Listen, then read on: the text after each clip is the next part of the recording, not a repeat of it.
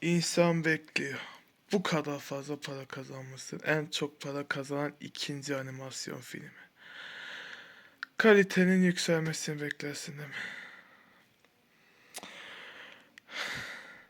Bu film çocuk filmi. Super Mario Galaxy. Movie.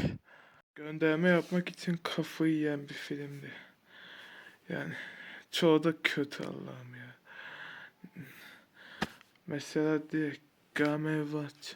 Neden birden Simes oldu? Neden Oliver yoktu? Kötü göndermeler. Ve bu kadar.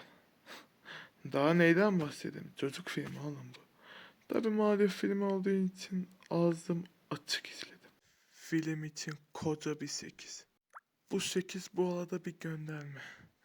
Yani fark ettiyseniz bu videoda Mario filmi gibi gönderme filmi. Mario filmi aslında gönderme türünde. Bu videoda 20 gönderme vardı. Fark ettiyseniz yazın.